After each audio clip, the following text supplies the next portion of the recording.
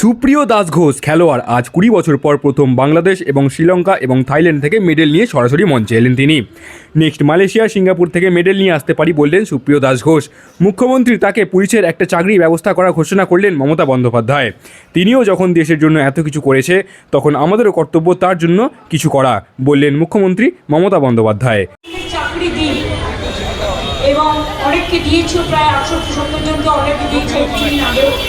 সুতরাং ওগুলো পুলিশের কাজ করার একটা বন্দোবস্ত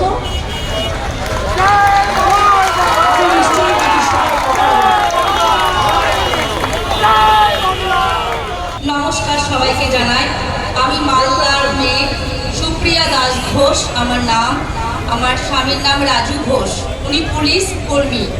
আমি খেলার ছোটবেলা থেকে খুব ইচ্ছে ছিল যে আমি ভারতের হয়ে কিছু করব, কিন্তু আমার ছোটবেলায় বাবা মারা যায়, ওই জন্য তাড়াতাড়ি বিয়ে হওয়ার জন্য আমি খেলাধুলো ঠিকমতো করতে পারিনি। আজ 20 বছর পর আমি মালদার মাটি থেকে আমি ফার্স্ট বাংলাদেশ ইন্টারন্যাশনাল গেমস গেছিলাম, সেইখানে 5টা মেডেল অ্যাচিভমেন্ট করেছি।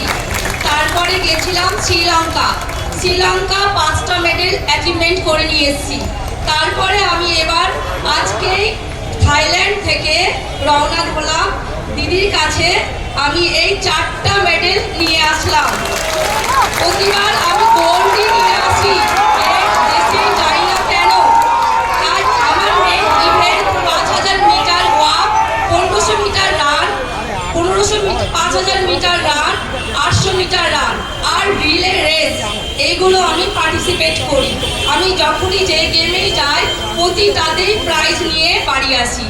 আমাকে আশীর্বাদ করুন, আমার নেক্সট মালয়েশিয়া সিঙ্গাপুর আছে, আমি জানো ওখান থেকেও মেডেল নিয়ে আসতে পারি। Thank you. Bureau report bengaltv.in।